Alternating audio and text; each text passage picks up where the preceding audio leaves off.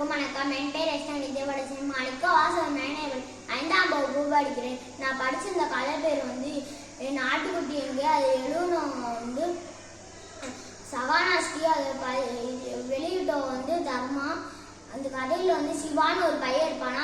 அவன் ஞாயிறு விடுமுறையில் மாடு மேய்க்க போயிடுவானா. அப்போ கையில் மிட்டாயும் தண்ணி பாட்டிலும் வச்சு சாப்பிட்டுட்டே போவானா. அப்போ பக்கத்தில் ஒரு ஆறு வருமா. அங்கே உட்காந்து கிராமத்தில் உள்ளவெல்லாம் மீன் பிடிச்சிக்கிட்டு இருப்பாளா. அதை வேடிக்கை பார்த்துக்கிட்டு இருப்பானா. அப்போ ஒரு ஆட்டுக்குட்டி துள்ளிப்பான வேகமாக ஓடிடுமா. அப்போ அந்த ஆட்டுக்குட்டியோட அம்மா கத்துமா. அதோட திரும்பி பார்ப்பானா. அவன் ஆட்டுக்குட்டி இருக்காதான். வயல்வெளிக்கு அங்கிட்டு போய் பார்ப்பானா, இருக்காதான். அப்புறம் திரும்பி அந்த குளத்துல பார்ப்பானா, இருக்காதான். அப்போ முள்காட்டுக்குள்ள இருக்குமோன்ட்டு போய் பார்ப்பானா, இருக்காதான். அவன் காலில் முள்ளு குத்தி அவன் காயம் வந்துடுவானா. அதோட வந்துருவானா.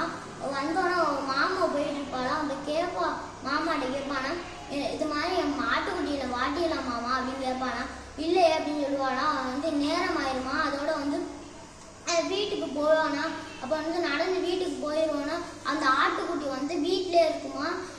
அவன் ரொம்ப சந்தோஷம் போடுவானா. இதுலேருந்து என்ன தெரிஞ்சுக்கிட்டோம்னா கவனிக்கணும்.